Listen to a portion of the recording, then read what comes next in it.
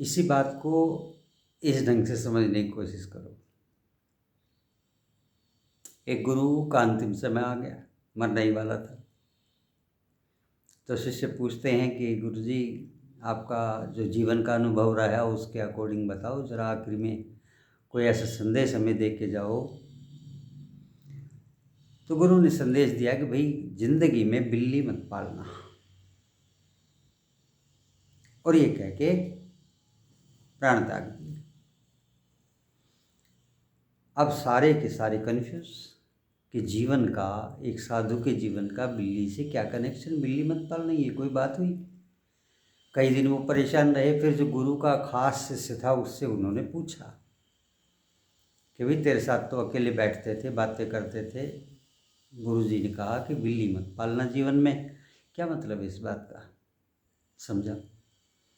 तब उस चेले ने बताया कि गुरुजी अपना जीवन आराम से गुजार रहे थे कुटिया में, लेकिन कभी कभी चूहे आ जाते,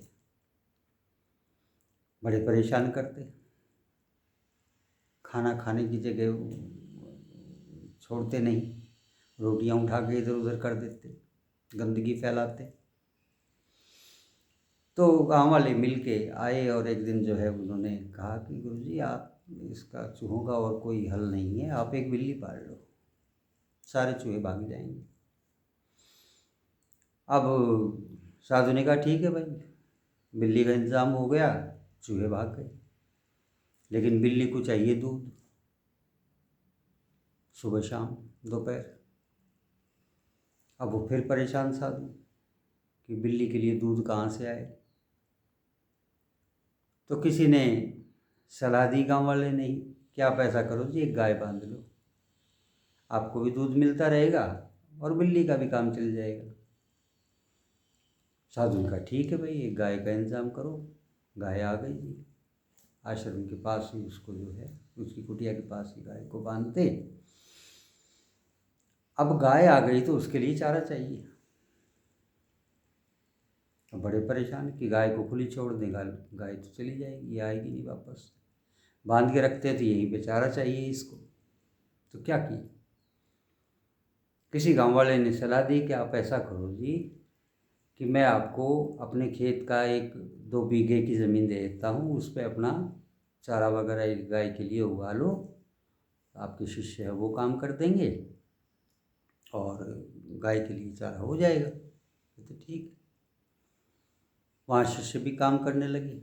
लेकिन 2 दिन हुए, 3 दिन हुए, उसने कहा गुरुजी, हमारी तो भक्ति में, स्मरण में काफ़ी दिक्कत आ जाती है, हम तो ये काम करते करते थक जाते हैं, थकने के बाद नींद आ जाती है, हम तो ध्यान में नहीं बैठ पाते, तो क्या करें?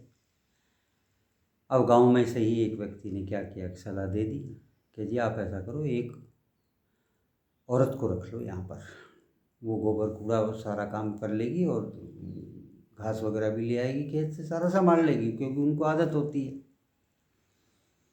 साधु ने कहा भाई ठीक है, देख लो ऐसी कोई औरत अगर गांव में हो तो गांव में थी ऐसी एक औरत, उसका पति का निधन हो गया था, वो अकेली थी, उसको सहारा मिल जाएगा, ये सोचकर जो है साधु से अपनी कुटी में ले आया। अब सारा काम बढ़िया चलने लगा, लेकिन कुटी के अंदर साधु और वो स्त्री रात को अकेले ही रह जाते, बाकी शिष्य अपने अपने काम में लग जाते। तो परिणाम ये हुआ कि साधु के यहाँ बच्चे हो गए, 1 बच्चा हुआ, 2 बच्चे, 3 हुए। अब फिर बच्चे हो गए तो भाई उनकी शिक्षा दीक्षा कैसे हो, उसके लिए साधु परेशान, उसमें लगा रहता, सोचता अक्सर कौन से स्कूल में इसका एडमिशन कराएं या अपने पास ही साधु बना लें। उसने अपनी ज़िंदगी तो देखी थी, वो साधु क्यों बनाता, अपने बच्चों को पढ़ाना लिखाना चाहता था। अब उसके लिए फीस भी देनी पड़े, सारा काम करना पड़े। साधु का जीवन ऐसे ही घिसट पिसट चलता रहा।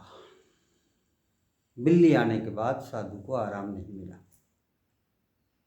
और आखिर में उसका अंतिम समय भी आ गया और वो संसार से जाते वक्त ये कह गया कि बिल्ली मत पालना। यानी एक बिल्ली पाली थी, उसके कारण कितनी और समस्याएं उसके साथ लग गई। वो साधु से फिर गृहस्थ में आ गया, अच्छा भला भक्ति भावना में बैठा हुआ था, लेकिन गड़बड़ हो गई सारी।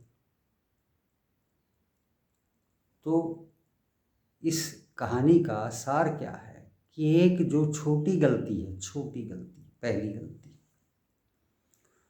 उसको ही मिटा दो, उसे रिपीट मत करो। अगर आपने उसको रिपीट किया तो उसके बाद उन गलतियों को सुधारने के लिए और गलतियां होंगी ही होंगी। ये जीवन का सच है, इससे कोई भाग नहीं सकता।